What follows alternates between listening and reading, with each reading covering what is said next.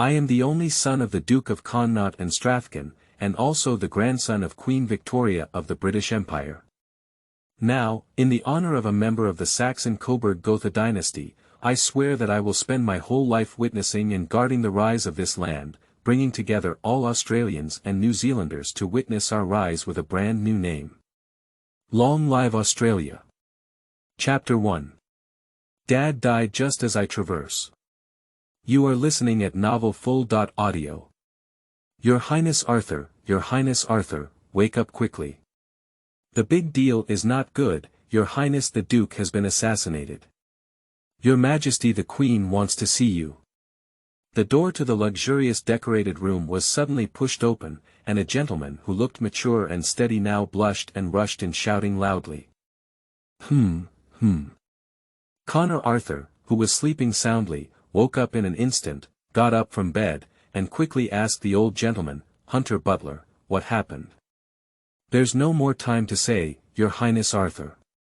Go to Her Majesty the Queen sighed quickly. Your Highness the Duke was assassinated on the streets of London this morning, and now the royal family and the entire government are investigating this matter. The butler named Hunter said with red eyes and a hint of tears. Ah! What's going on? How could my father be assassinated? Connor Arthur was instantly shocked and asked incredulously.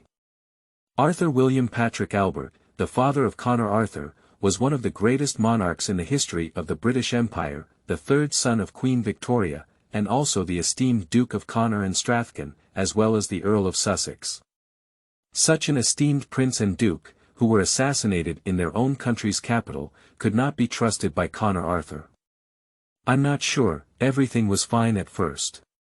Who would have thought that an assassin would suddenly come to assassinate Your Highness? I don't have time to think much now.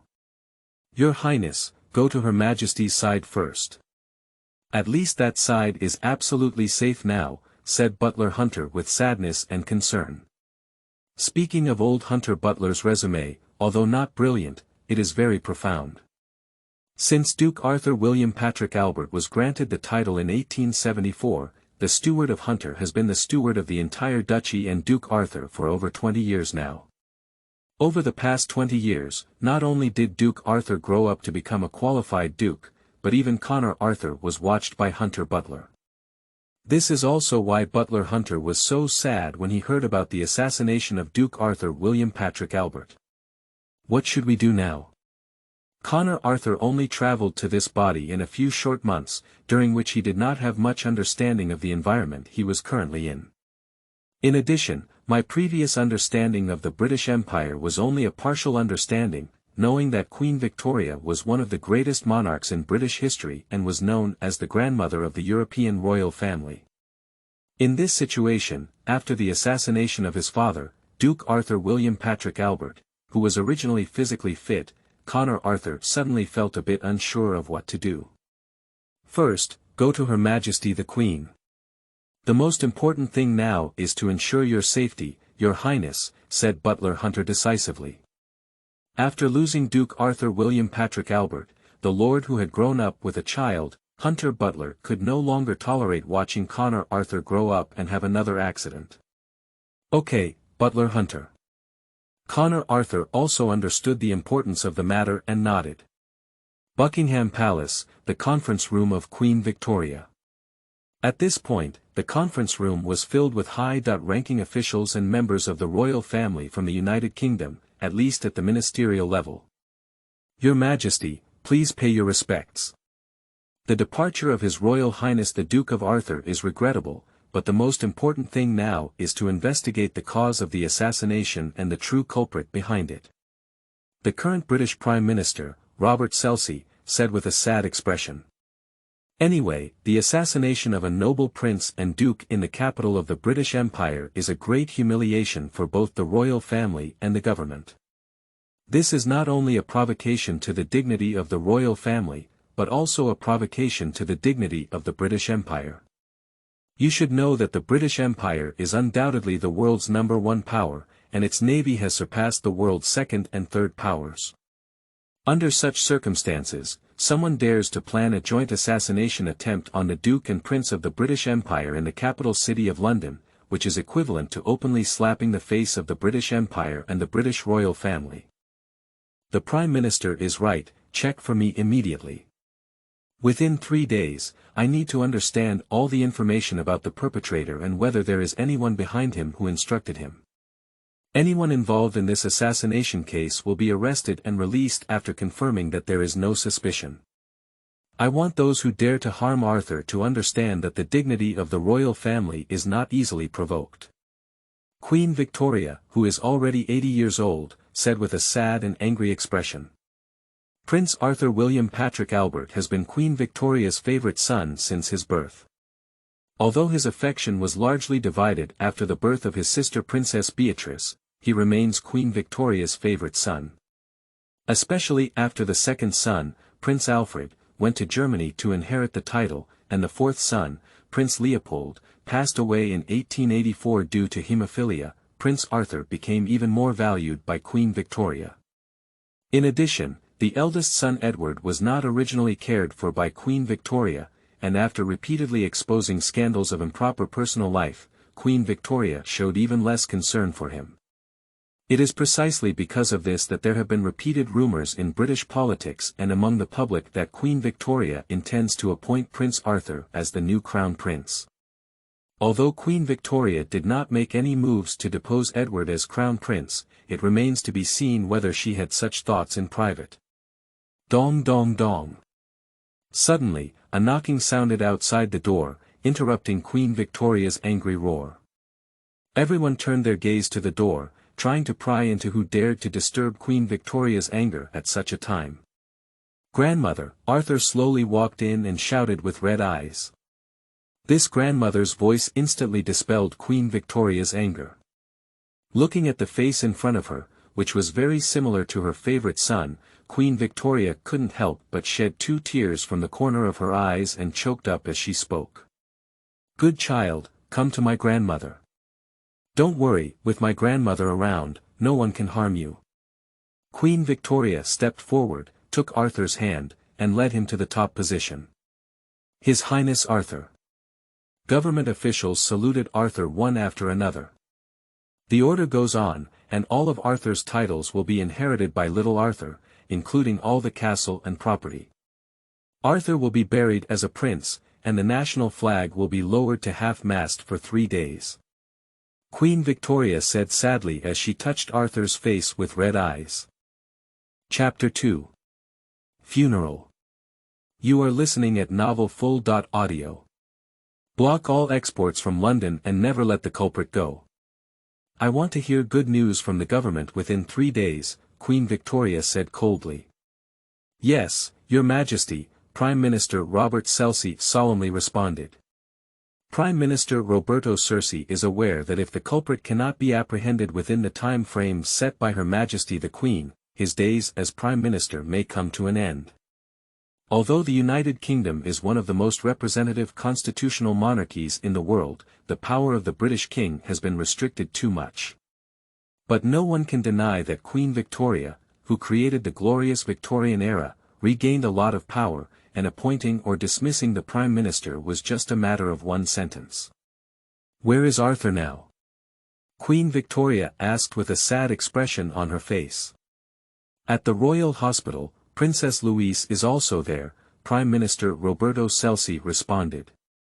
Princess Louise was the Duchess of Arthur, the grandniece of King Frederick IV of Prussia and Emperor William I of Germany, the current cousin of Emperor William II of the German Empire, and also Arthur's mother.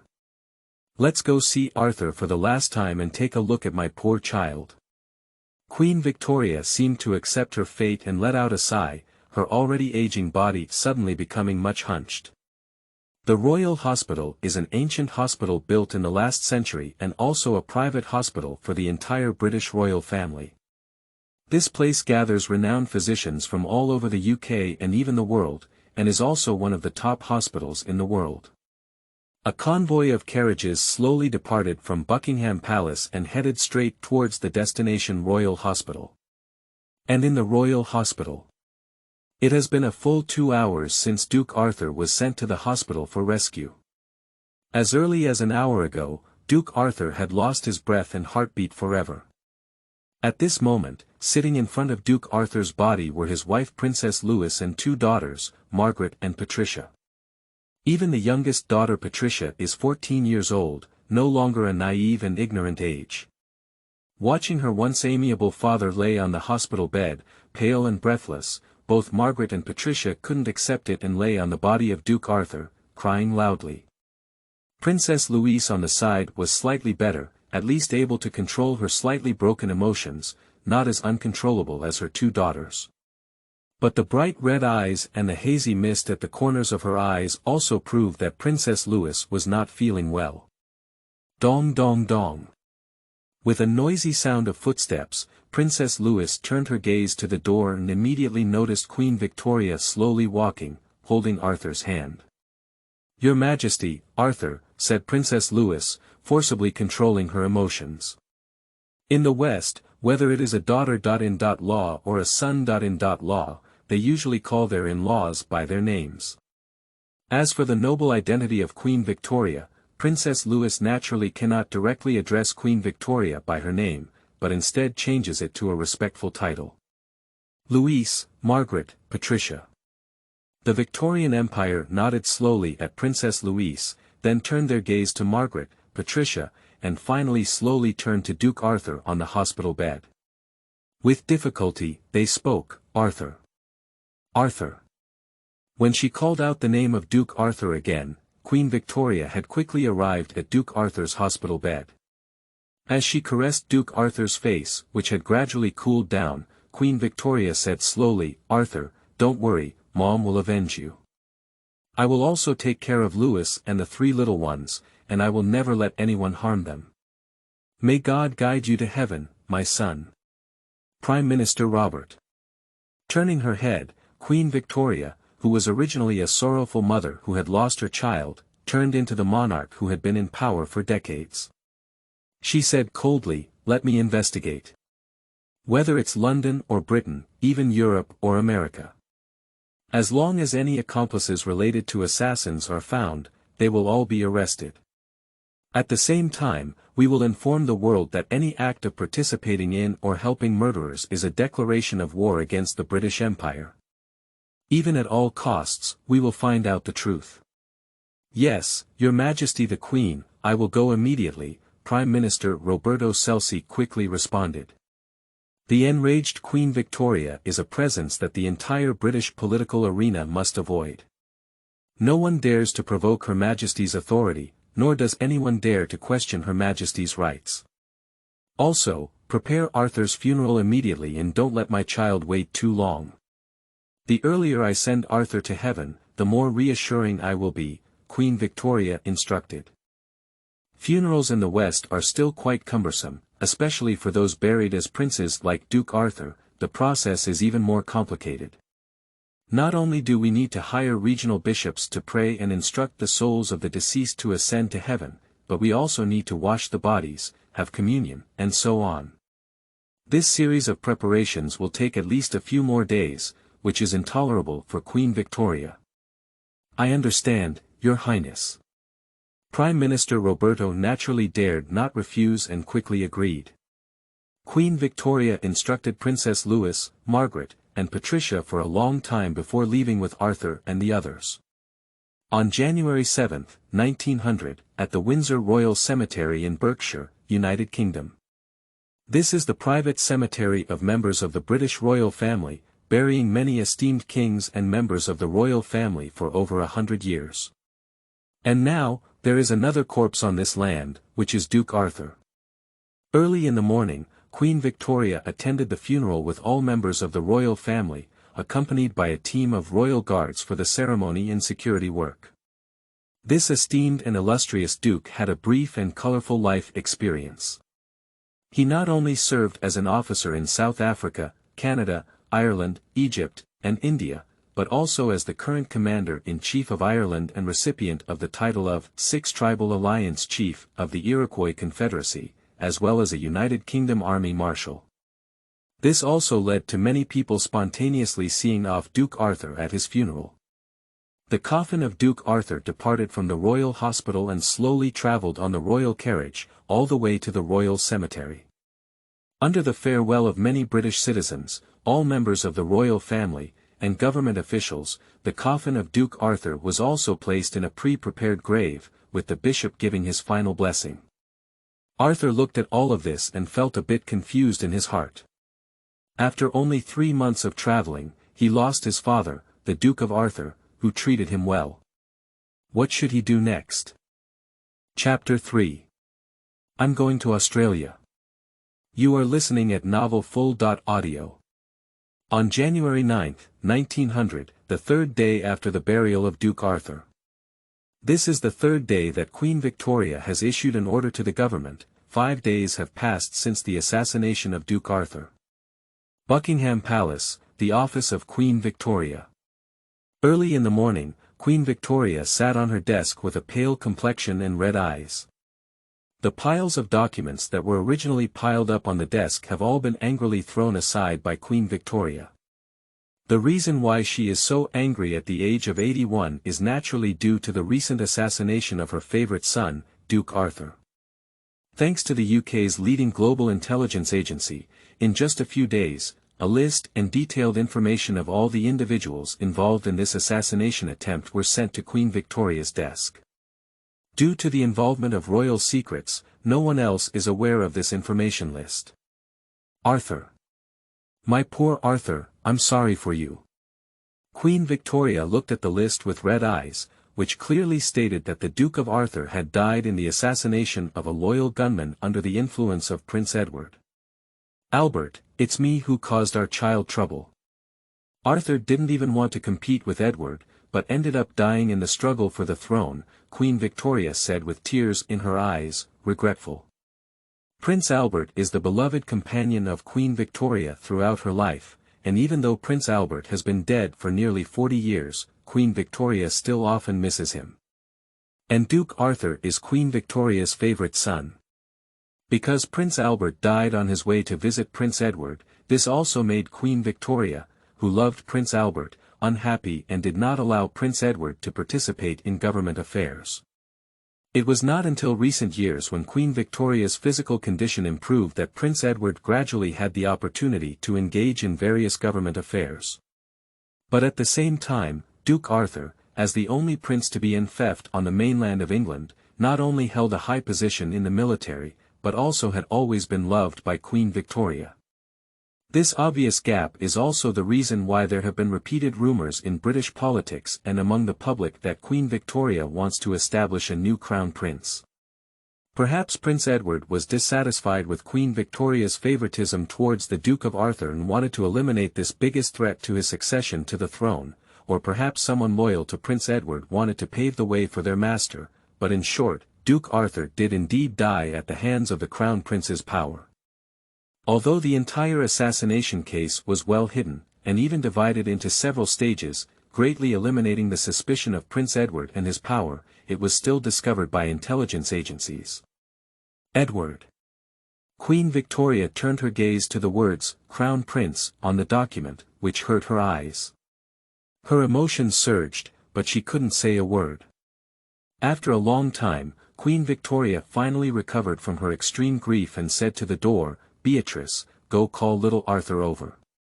Princess Beatrice is the youngest child of Queen Victoria and her biggest reliance and support in the 40 years since losing her husband.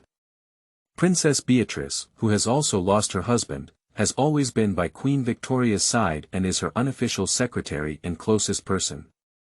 Okay, mother. Princess Beatrice quickly left. Not long after, little Arthur was taken by Princess Beatrice to Queen Victoria's office, while old Hunter, the butler, escorted him all the way to the office door and waited outside with peace of mind. As she watched the young man walking towards her step by step outside the door, Queen Victoria finally showed a long-lost smile and whispered to little Arthur, Arthur, come to Grandma's side. Upon hearing this, Arthur immediately quickened his pace and walked forward, helping Queen Victoria back to her seat before saying, Grandmother, Arthur is here. Arthur, how have you been sleeping these past few days? Queen Victoria tried hard to maintain her usual side, but her slightly trembling words exposed her emotions. It's pretty good, grandmother. But it's you, don't be too sad. Although my father is gone, the country still needs you, grandmother. I and all members of the royal family also need you, grandmother. Arthur looked at Queen Victoria and naturally understood how cruel it was to lose her beloved son in old age for this elderly queen. Good child, don't worry about your grandmother. Grandmother is very good. After a while, we will officially hold the ceremony of inheriting the title with you. If you still need anything, please tell your grandmother. Queen Victoria smiled and touched Arthur's head, saying, Grandmother. Upon hearing Queen Victoria's words, Arthur wanted to speak, but he didn't know where to start. Perhaps his request was another blow to the elderly Queen Victoria, and seeing the way Queen Victoria cared for him, Arthur couldn't express himself. What's wrong, child? Don't worry, there's a grandmother around. It seemed like she could see Arthur's hesitant expression, and Queen Victoria smiled with relief, comforting her. Grandmother, I don't want to stay here anymore. I want to go out and relax. Arthur gritted his teeth and continued to express his request. Queen Victoria was not as excited as expected, but instead appeared very silent. After a long time, Queen Victoria hoarsely asked, Where do you want to go? Arthur. I'm not sure, maybe it's Australia or New Zealand. I heard the sea view there is good, maybe it's more suitable for relaxation, Arthur said. If there are so many loopholes, it is obvious that Queen Victoria cannot be deceived. If we only talk about the sea view, the local sea view in Britain is very good, and there is no need to go to Australia thousands of miles away.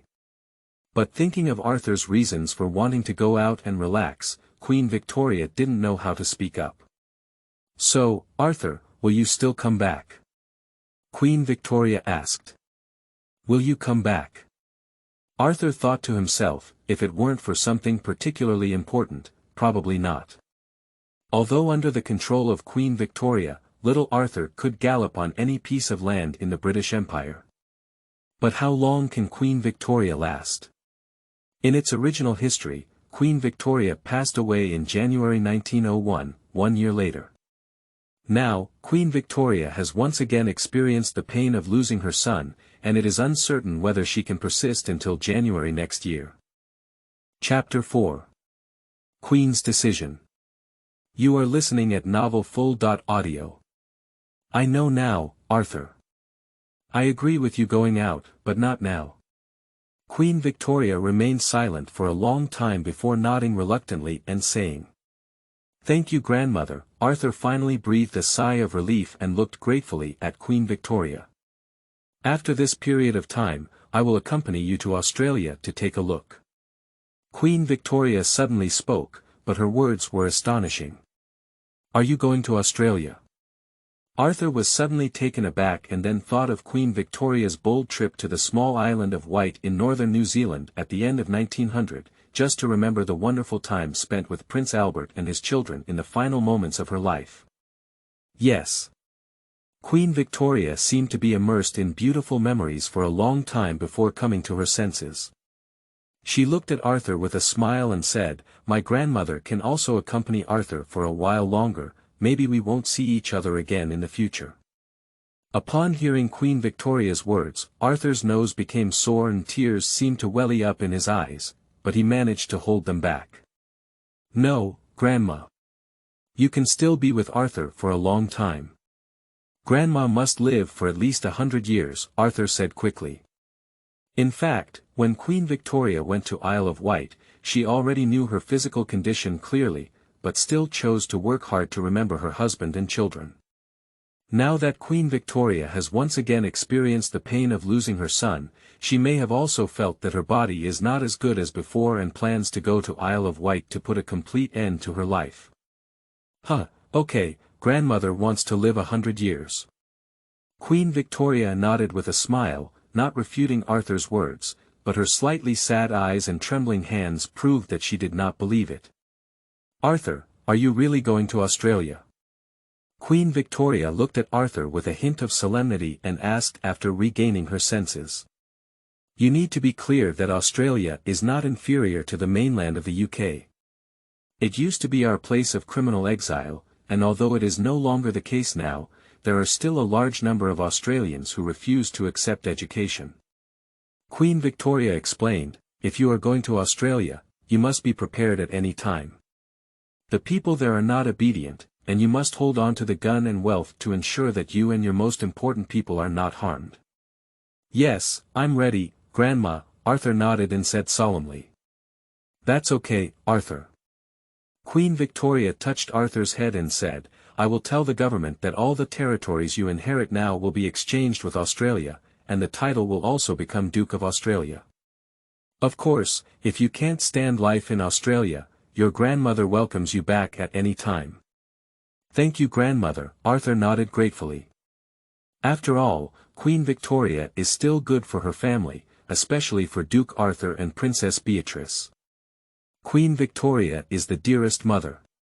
Of course, now Queen Victoria's love for Arthur can also be felt, especially after the unexpected death of Duke Arthur, whether intentional or unintentional, Queen Victoria shows even more love for Arthur. Queen Victoria's actions were swift, and just the next day, the British government issued a notice that several Australian colonies would merge into the Duchy of Australia, to be ruled by Arthur. And the several titles that Arthur inherited from his father were also returned to the British Empire. This exchange of territories appears to be Arthur's huge loss. After all, although his two duchy territories are not very large, they are actually the core area of the British Empire. In exchange, Australia, which used to be a place of criminal exile in the British Empire decades ago, is now just a colony with a vast land area but sparse population and backward economy and industry. Even if it is integrated and becomes a complete territory, it lacks infrastructure and will not be able to compete with Arthur's original two duchies for at least decades. Although both the British government and the British civilians were surprised by this exchange of territories, they understood something when they thought about the recent assassination of Duke Arthur. January 31, 1900. It has been 20 days since the exchange of territories with Arthur, and everyone has accepted it, including Queen Victoria and Arthur. During this period, in addition to Queen Victoria occasionally caring for Princesses Arthur and Louis, as well as Margaret and Patricia, Princess Beatrice and Crown Prince Edward also visited. Perhaps it was clear that after Arthur's exchange of territories, he no longer had any trouble inheriting the throne, and Crown Prince Edward was also very kind to Arthur, even promising to sponsor him with a sum of money when he went to the territory. Due to Queen Victoria's deliberate concealment, Arthur temporarily did not know that his father's murderer was his own uncle, Prince Edward. Anyway, Arthur would not refuse the gift from Prince Edward.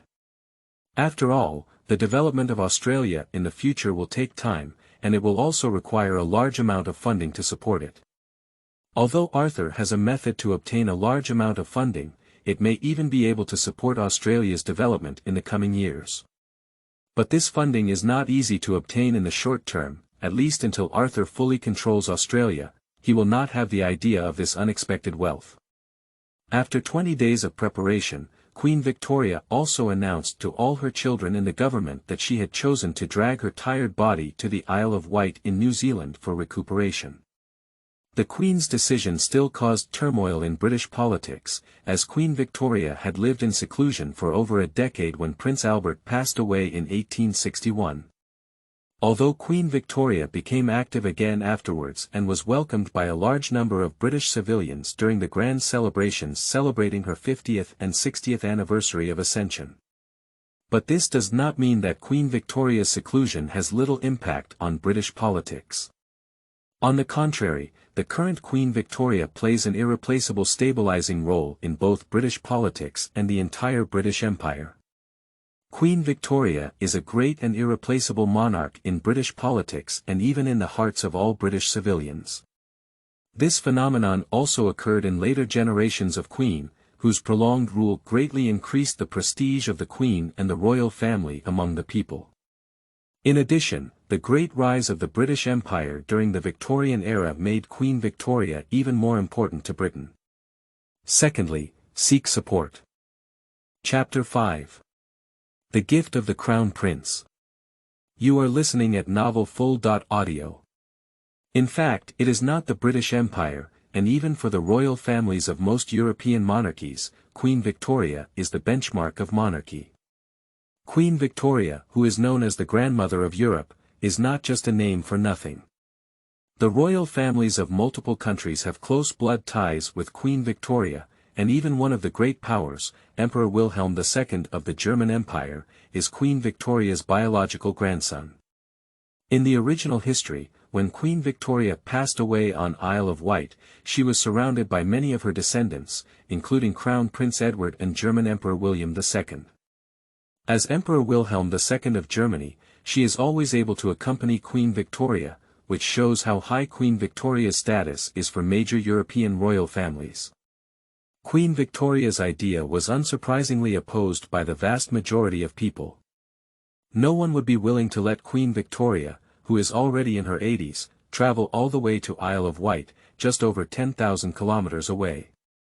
Even though many people understand Queen Victoria's longing for her deceased loved ones, neither the British Empire or the European royal family can accept the blow of losing Queen Victoria. However, the determined Queen Victoria still had no one to stop her, even Prime Minister Robert and Crown Prince Edward. The only fortunate thing is that Queen Victoria did not decide to leave immediately, but waited for Arthur to handle everything and went to Australia with him. Although Duke Arthur was assassinated at a young age, he left Arthur with a large amount of wealth and property. The 2 duchies and 1 earl in Australia, which have already been replaced, are worth at least billions of pounds, just a few castles and 2 military factories, a steel factory and a shipyard that were originally under the control of the Duke of Arthur. Duke Arthur also left behind a large number of shares in industrial and other industry factories or companies, with a valuation of at least tens of millions of pounds. Since Arthur is going to Australia now, most of these assets will need to be relocated or fully realized in order to play their maximum role. For Arthur, all the shares he holds need to be realized. Although these shares may appreciate in the future, Arthur, who is about to go to Australia, obviously doesn't have much time to wait for these stocks to appreciate. It's better to convert it all into pounds and contribute to Australia's development. And if possible, it would be better to relocate all the shipyards, steel mills, and military factories to Australia. These factories are very scarce for Australia, not only filling the long-standing industrial gap, but also accelerating Australia's industrial and technological development. As for the castles left by Duke Arthur, unless there is an accident, Arthur will not return to the British Empire, so there is no need to keep them. These castles are all ancient castles with a history of over 100 years, covering a vast area, and equipped with complete infrastructure. They also have gardens, multiple restaurants, and a large number of precious artworks. The value of these castles alone may exceed £60 million, which is a quarter of the total annual revenue of the British Empire. The good news is that Butler Hunter was previously specifically responsible for managing the property of Duke Arthur, so he is very familiar with all of Duke Arthur's property. After learning that Arthur was planning to sell all his assets to Australia, Butler Hunter did not object and silently helped Arthur sell the assets he had managed. Perhaps because the British Empire is now thriving and the developed economy has created many wealthy people, the sale of Duke Arthur's property has been relatively smooth. It only took a month, and the vast majority of stocks and castles have already been sold. Especially the castle, it was very popular for those nobles. Not only did it all sell out, but it also brought Arthur a total income of up to £70 million. Combined with the proceeds from the sale of shares, Arthur's current cash holdings have reached a terrifying £87 million. March 3, Buckingham Palace. This was Arthur's last day in the British Empire, and also the day before Queen Victoria decided to travel. On this day, the British government was particularly busy, not only dealing with daily affairs, but also reconfirming Queen Victoria's travel preparations for tomorrow. As the Queen of the British Empire, the ceremonial standards for Queen Victoria's travels cannot be lower. On this trip, Queen Victoria will not only carry a royal guard of up to 2,000 people, but also be escorted by a fleet of 2 battleships and 5 cruisers. Accompanying her were members of the royal family, including Princess Beatrice, Arthur, Princess Louis, Margaret, and Patricia, as well as Palace Butler Harvey and Deputy Prime Minister John. For the convenience of taking care of Queen Victoria's daily life, an additional 12 servants, 3 maids, 5 chefs, and 2 pastry chefs were brought on this trip. After completing all the final preparations, Queen Victoria also began to bid farewell to government officials and Crown Prince Edward. The farewell of Prince Edward and Queen Victoria was very stiff, perhaps because both of them had their own concerns. But ultimately, his wish was fulfilled, and Crown Prince Edward appeared very relaxed and happy at this moment. He smiled and reminded Arthur, who was beside Queen Victoria, "Arthur, after going to your own territory, remember not to act recklessly. Your people are the foundation of your territory, and a popular ruler can rule a country for a long time. Learn more from your grandmother and strive to be a qualified ruler." "Yes, uncle." Although he didn't understand why Prince Edward appeared somewhat active, Arthur only regarded it as his uncle's warning when he was about to leave. "Edward, Arthur is about to leave. As an uncle, haven't you expressed anything?" Suddenly, Queen Victoria, who had been silent on the side, spoke up and stared at Edward with a slightly profound gaze. "Oh, damn it, how could I forget such an important thing?" Prince Edward immediately broke out in a cold sweat and quickly said, "Arthur, I promised you a gift when you left the territory before, and now it's time to cash it out. I heard that you were selling all your assets a while ago, and there's nothing I can do to help you. All right, I'll give you £20 million in my personal name, and then ask the London Bank to lend you £30 million without interest. This can be considered a late birthday gift for you. In special circumstances before, I couldn't have a happy birthday with you, but I still wish you a happy 17th birthday. Firstly, seek support." Chapter 6. Inspiring Teachers and Encouraging Masses. You are listening at novelfull.audio. Rather than being a late birthday gift, it is more like a symbolic compensation given to Arthur under the threat of Queen Victoria and her own satisfaction in achieving her goals. Arthur's 17th birthday was on January 13th, and although influenced by the Duke of Arthur, it was quietly celebrated by himself and his family without any celebrations or gatherings. But this does not mean that the British royal family, led by Queen Victoria and Crown Prince Edward, are unaware. On the contrary, as the Crown Prince who was granted the title of Prince of Wales at a young age, Prince Edward has cultivated a large number of his own power over a long period of time. Although it is not worth mentioning to Queen Victoria, he is definitely not even unaware of Arthur's birthday. But no matter what, the £50 million offered by Crown Prince Edward were true, and Arthur naturally wouldn't refuse. Although £30 million of this comes from loans from the Bank of London, the majority of the shares in the Bank of London are in the hands of Prince Edward, so this £30 million is actually equivalent to a gift. In this way, Arthur's funds are about to reach £137 million, and in terms of personal wealth, Arthur is confident that he can enter the top 5 in the world. After not paying attention to Arthur's reaction and seeing Queen Victoria's somewhat satisfied expression, Crown Prince Edward finally breathed a sigh of relief. The Crown Prince understands that although he appears to be the stable first heir to the throne, as long as Queen Victoria announces the abolition of her Crown Prince status, it will definitely be recognized by the majority of the British people and politics. Don't underestimate the status of Queen Victoria in the hearts of British commoners. The integration of Britain into a vast United Kingdom is an essential condition for Queen Victoria's supreme status in the hearts of various kingdoms. Arthur, you should have become the Supreme Duke of the British Empire, but if you want to go to remote Australia, I won't stop you. As your grandmother, I don't have much to give you. Just give you a compensation of £100 million and industrial equipment worth £50 million. Queen Victoria touched Arthur's head and said, "After all, Australia is a remote area, let alone education and medical conditions. Infrastructure is very backward and unstable, Queen Victoria said slowly.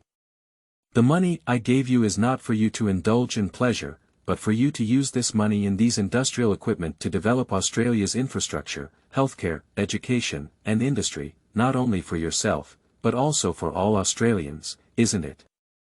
I understand, grandmother. Since I have become the Duke of Australia, I will make developing the entire Australia my lifelong goal, Arthur nodded and said solemnly.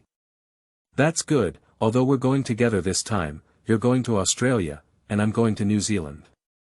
Grandmother can't watch over you all the time, protect you, and you'll have to walk on your own in the future, Queen Victoria continued. On behalf of the British royal family, I am giving you a royal guard of 2,000 soldiers. Their families will also follow you to Australia, Arthur. If you can't bear it, go to New Zealand to find your grandmother, don't force yourself. Queen Victoria's seemingly nagging words warmed Arthur's heart like the warm spring sun. Having been in this world for over 5 months, Queen Victoria is one of the few people who truly treats her. March 4, 1900. The fleet, which had been prepared for more than half a month, still set off. However, the size of the fleet has expanded significantly again this time, and the number of accompanying guards has reached 4,000, half of which are already owned by Arthur himself. Speaking of the Royal Guard, also known as the Royal Guard Division, it is a private army belonging only to the British royal family, with a history of several hundred years. Every guard is carefully selected from the British Army and excels in daily training and discipline compared to the ordinary British Army. Although the Royal Navy of the British Empire gained worldwide fame, the British Army was not well known. However, in reality, the combat effectiveness of the legitimate British Army can also rank among the top 3 in Europe, except for slightly inferior to the German and French armies. In terms of soldier quality in weapons and equipment, they are ahead of the armies of other European countries. The Royal Guard Division, carefully selected among these British armies, has a combat effectiveness comparable to that of the elite German army. The Royal Guard Division, consisting of 5 infantry regiments, 2 cavalry regiments, and a reserve regiment, was actually an important means for the British royal family to maintain its rule. The departure of the fleet was greeted by a large number of London citizens, and even until the fleet had all departed, the fanatical crowd remained in the port for a long time unwilling to leave.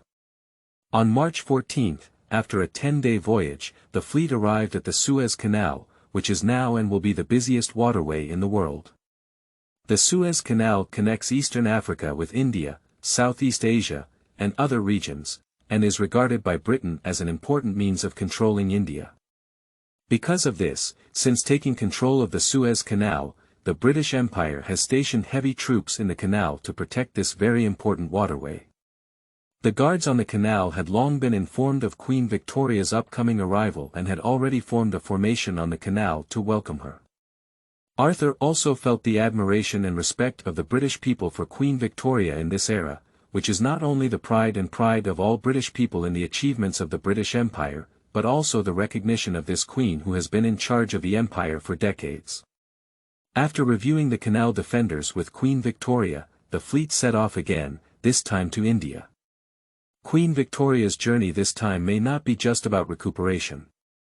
Although the purpose of the journey is very clear, it still needs to stop at the Suez Canal, India, and Australia before arriving at the Isle of Wight in New Zealand.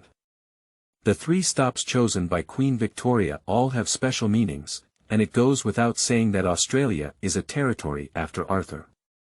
Queen Victoria's choice of stopping in Australia is not without the intention of deterring local forces. The Suez Canal and India were strategic areas that the British Empire could not afford to lose. The rise of Britain was partly due to technological advancements brought about by the Industrial Revolution, and partly due to the large population and cheap resources brought about by external colonization.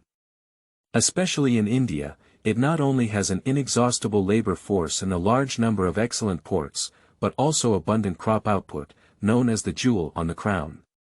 For the British Empire, the importance of a British India was far greater than that of all other colonies.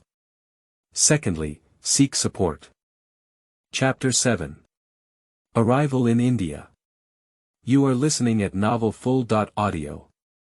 The 3 stops chosen by Queen Victoria were actually the last things Queen Victoria wanted to do for the British Empire and Arthur. Docking at the Suez Canal and India can stabilize India's people's hearts and strengthen the British Empire's rule in India. Stopping in Australia is a very obvious platform for Arthur, allowing him to have a good foundation in Australia. March 29, 1900. After sailing for half a month, the fleet finally arrived in the capital of the Indian Empire, Kolkata. India was originally managed by the British East India Company, with each state nominally independent and recognizing the British king as a co-ruler. But since the Indian Uprising, the British East India Company has fulfilled its mission by transferring power to Queen Victoria. Queen Victoria was officially crowned as the Queen of India in 1876, establishing the Indian Empire. Since then, India has completely ended its previous semi-independent and semi-colonial status, becoming a colony of the British Empire. The current Governor-General of India is George Comson, known for dividing Bangladesh, sending troops to the north, and dividing the border between India and the Soviet Union. At noon, the fleet successfully docked at the port of Kolkata, and Arthur and Queen Victoria, who had been on board for half a month, were finally able to land and breathe. Although the cruise ships prepared by the British government for Queen Victoria and Arthur are very luxurious, they not only have various facilities, but also have 2 small gardens and a swimming pool. But it has to be said that life on cruise ships is not as real as on land. Although Arthur is still doing well, he still hopes to set foot on solid ground. At the port, it had already been learned that Governor George and Commander-in-Chief of the Indian Army, Kitchener, welcomed them together. Her Majesty, Your Highness the Duke. The 2 of them bowed one after another.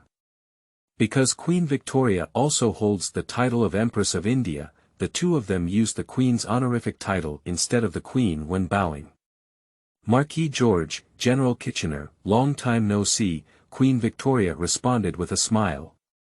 Governor George Curzon and General Kitchener both have a very obvious characteristic: they are both highly capable talents and have their own unique understanding of things. But often these 2 people will have some conflicts in a certain aspect, which has been the case in the original history. Due to disagreements between Governor George and General Kitchener, they were dismissed and returned to China 5 years later, in 1905. But a single flaw cannot conceal the talents of the 2 individuals. Governor George also held important cabinet positions such as Minister of Seals, Member of the War Cabinet, and Minister of Foreign Affairs after returning to England. General Kitchener, who was appointed Marshal in 1909 and served as Minister of War, recruited a large number of volunteers without the consent of the cabinet before World War I. Although there were some suspicions of being arbitrary, it was indeed thanks to his foresight that Britain had a large number of professional armies to fight against Germany to the end. George probably hasn't returned to England for 2 years, he has been staying in India. Thank you for your hard work, Queen Victoria smiled and comforted Governor George. Yes, Your Majesty, it has been 2 years. But I have not worked hard. India is one of the most important regions of the entire empire, and it is my honor to be appointed as the Governor-General of India by Your Majesty. I must not disappoint Your Majesty's trust and let India fall into crisis, Governor George solemnly said. Well, that's good. The stability of India in the future will depend on you and General Kitchener to maintain it together. I hope this brilliant pearl of India will not be covered in dust in your hands. Queen Victoria smiled contentedly and said. Governor George's abilities are still trusted by Queen Victoria, otherwise he would not have held such an important position as Governor of India at the age of 39, which is very young for politicians. General Kitchener, your contributions in South Africa are very significant, and people are happy to call you a hero of Britain. Queen Victoria smiled and looked at General Kitchener, saying, I just did what I should have done, Your Majesty. General Kitchener saluted and said. Anyway, you have indeed made contributions to the British Empire.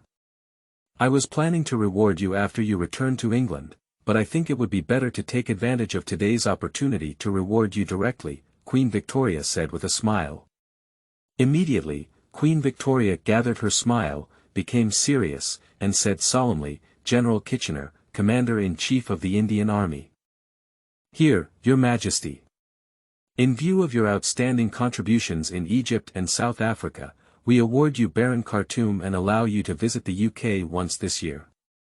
In addition, this £50,000 is a reward for you, and the Empire will never forget those who have made contributions to the Empire." The Queen solemnly said. "Thank you, Your Majesty, may Your Majesty and the Empire live long." Kitchener excitedly took the £50,000 banknote handed over by his servant. £50,000 was not the real reason for General Kitchener's excitement, the Baron's reward was the reason that moved this talented soldier. Although barons are only the lowest part of the traditional aristocratic system, there are 4 levels above them: Viscount, Earl, Marquis, and Duke. However, in reality, due to cultural differences, the aristocratic ranks of various European monarchy countries are also not the same. For Britain, the titles are generally composed of barons, viscounts, earls, dukes, princes, and kings. It is not easy for ordinary people to be granted the titles of barons and viscounts based on merit.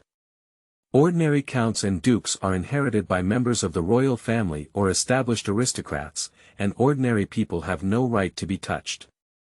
After a simple welcome ceremony, Queen Victoria rode in a carriage and stayed with Arthur in George's Governor-General's office. The guard, on the other hand, was stationed outside the city of Kolkata, leaving only a small guard of over 200 people to ensure the safety of Queen Victoria at all times. Unlike other places, Queen Victoria will stay in India for 3 days, first to review the achievements of this period in India, and second to rest for a period of time, which will also allow the fleet to replenish supplies. After all, at the age of Queen Victoria's 80s, although there is no shortage of supplies on the cruise ship, the swaying life on board is still a bit tiring for Her Majesty. Especially after half a month of sea voyages, it's time for Queen Victoria to take a few days off. After everyone got off the ship, the crew of the transport fleet began to transport supplies to the ship, ensuring that the coal and daily necessities on board could last until the next destination, Australia. Chapter 8. I'm Here, Australia. You are listening at novelfull.audio. On April 2, 1900, after a brief 3-day rest, the fleet set off again, this time to Arthur's Terminus, Australia. Speaking of Australia, as of now, it is only a regional term. In reality, Australia is composed of 6 colonies: Western Australia, South Australia, Queensland, Victoria, New South Wales, and Tasmania.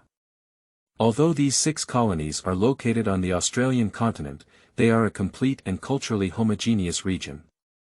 But due to various colonial issues and colonial strategies in British history, the complete Australia was divided into 6 colonies, with each colony governing and not interfering with each other.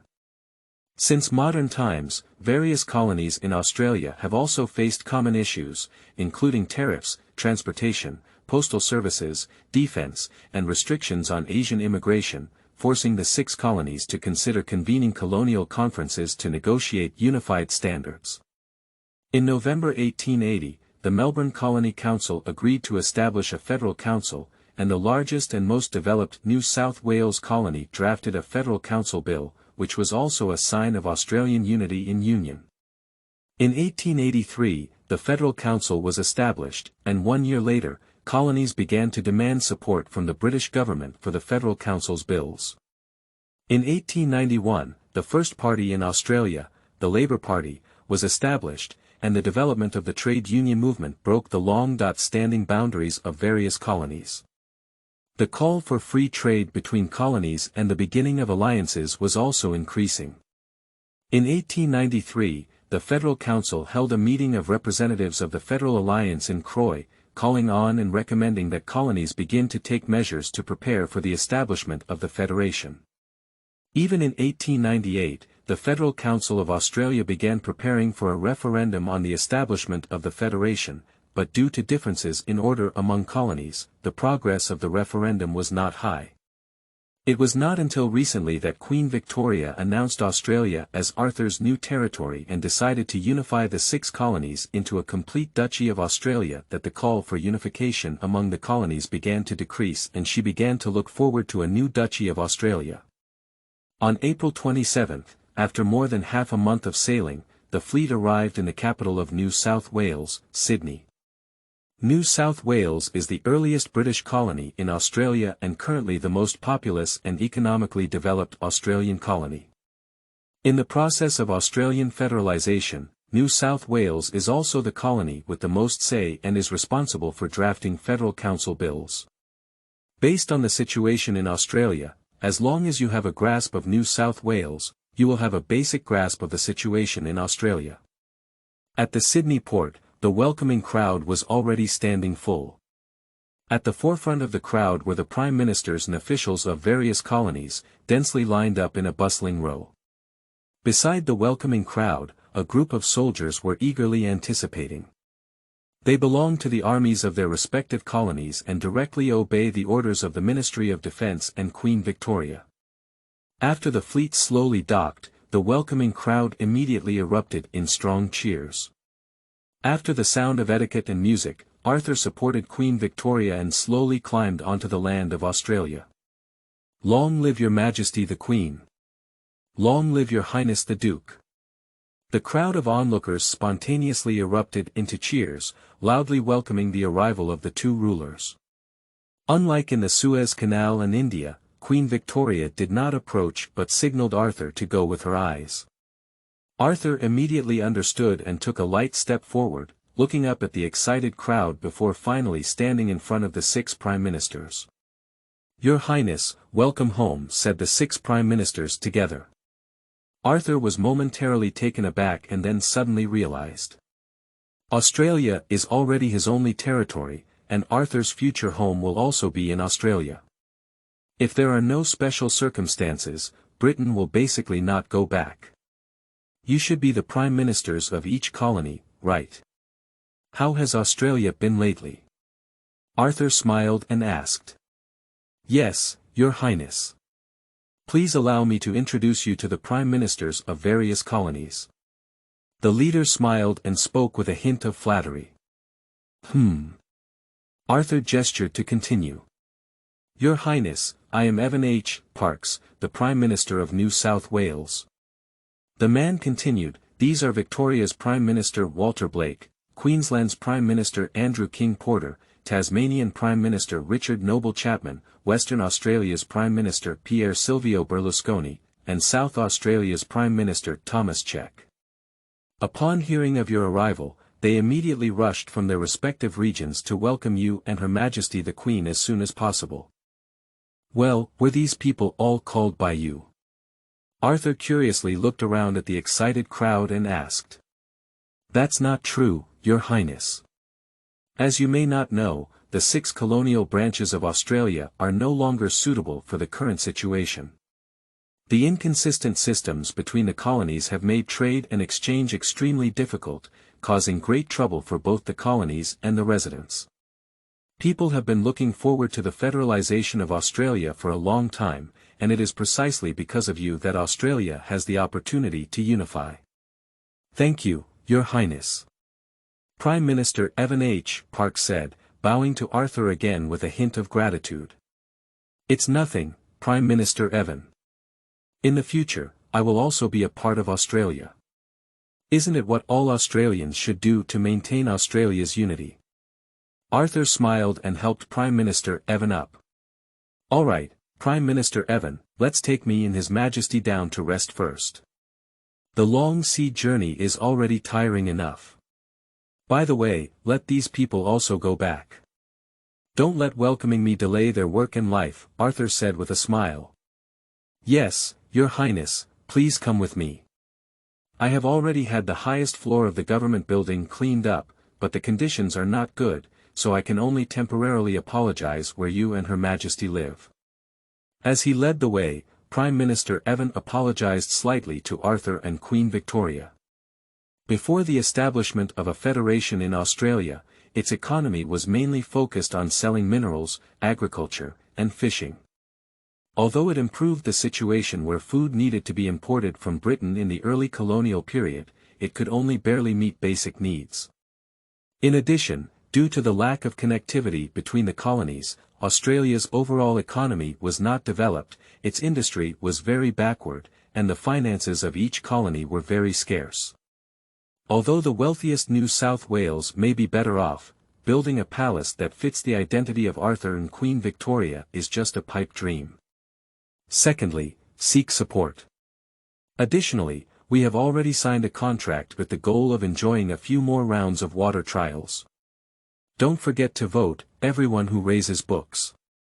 Give the author some support in order to code better. Chapter 9. First Meeting. You are listening at novelfull.audio. A ray of morning sun shone through the leaves outside the window and onto the glass of the room, then reflected onto Arthur's eyes. Arthur reached out his hand to try to block the mischievous light, but found that it couldn't be completely blocked no matter what.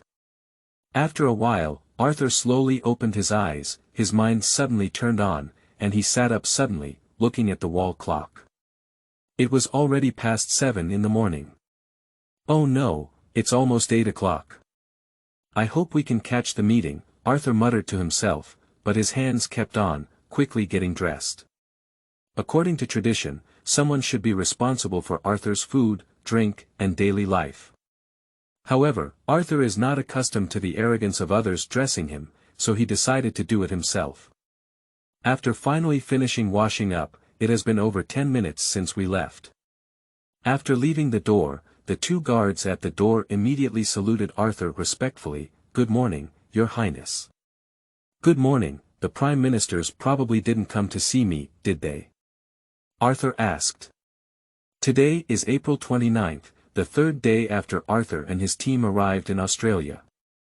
As agreed upon by Arthur and several Prime Ministers, a preliminary meeting on the detailed system of the Duchy of Australia will be held at 8 o'clock this morning, in order to better improve the country. It's almost 8 o'clock now, and Arthur doesn't want to be late for the first meeting. Although as a monarch, no one would say anything about Arthur being late for the meeting, after all, as a newcomer, one still needs to leave a good impression on their subordinates and all the people. No, Your Highness, the guard responded. Who? Arthur breathed a sigh of relief and went downstairs to the location of the conference room. In the past 2 days since arriving in Australia, Arthur has briefly visited the government building and the vicinity of Sydney. The first impression that Australia or New South Wales gives Arthur now is of tradition and backwardness. Because the main sources of income were minerals and agriculture, and a considerable portion of the income had to be sent to the British mainland, which also led to poor economic conditions in several colonies, and the income of colonial residents was not high. Overall, Australia is still in a state of being in ruins, but since it becomes an independent new duchy, its economic situation is bound to be much better than before. Entering the conference room, the 6 Prime Ministers have been waiting for a long time. Good morning, Your Highness. Everyone bowed one after another. Well, everyone, without further ado, let's start. Arthur took the throne and then said. Your Highness, although Australia has nominally become a unified and independent country under the order of Her Majesty the Queen, in reality, our system has still been based on the 6 previous colonies, except for nominal unity. I think the first thing we need to do is to change the colonial system. I suggest transforming the 6 colonies into 6 autonomous states, and the capital will vote to decide. Based on these 6 autonomous states, we can form a unified federal government. We, as Prime Ministers, have become governors of the new autonomous states, accountable to Your Highness.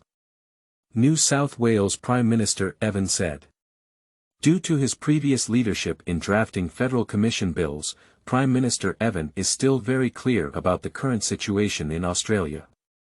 The biggest problem in Australia now is that each major colony operates independently and does not interfere with each other. Although it has been nominally unified as one country in Australia, in reality it is more like 6 independent countries. Do other prime ministers have any other opinions on this matter? Arthur turned his gaze to others and asked with a smile. Prime Minister Evan's proposal is basically similar to the historical process in Australia, which was to establish a federal government formed by autonomous states. The advantage of doing so is that it can establish a unified federal government with minimal changes, and the power in the hands of the prime ministers of each colony remains unchanged, only becoming governors. Perhaps consensus had already been reached among the major colonies of the Federal Council before, so no prime minister had any other opinions at this time. I think it is very necessary to establish a unified government in the shortest possible time, Arthur said with a smile as no one spoke up. But the government system still needs to be carefully considered. In my opinion, Australia used to be composed of your 6 major colonies, with each colony acting independently and not interfering with each other. But now that a unified country has been formed, I believe the title of colony should indeed be abolished.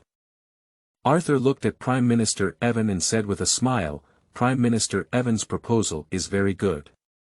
I agree with changing the 6 colonies to 6 states with the same name and capital, but unification is accountable to the new national government. As for whether newly established states should be granted autonomy, I believe that each state only needs to be responsible for its internal affairs, while defense and other matters should be handled by a unified national government. How do you feel? Arthur smiled and looked at everyone. Your Highness, I wonder what the new government election system is like. Is it modeled after the government system of the British Empire? Prime Minister Evan tentatively asked. If we talk about representatives of constitutional monarchy, then the British Empire definitely has a place. As one of the first countries to establish a constitutional monarchy, the British Empire quickly became the world's dominant empire through the Industrial Revolution. The advanced system of the British Empire also contributed greatly to this, which is why Prime Minister Evan asked so. It cannot be denied that the system of the British Empire is indeed very advanced. However, I believe that every country has its own national conditions, and we cannot simply copy them all. But there are also many aspects that can be learned from. I plan to establish the House of Lords and the House of Commons, with members elected by each state and quotas allocated according to the proportion of their numbers.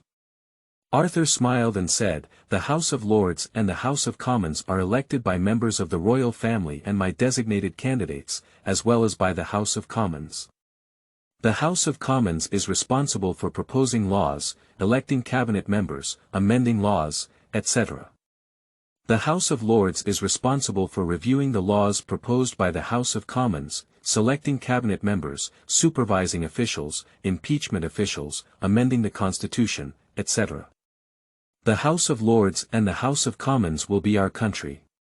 One of the most important administrative institutions, the election of its members must also be cautious. Arthur's proposal for a House of Commons system is actually similar to the British system, with the House of Commons being controlled by political parties and civilians, while the House of Lords is held by the monarch.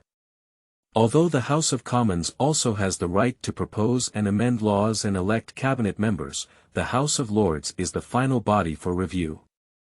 Without the consent of the House of Lords, all proposals and election results of the House of Commons can be invalidated, which is also one of Arthur's trump cards.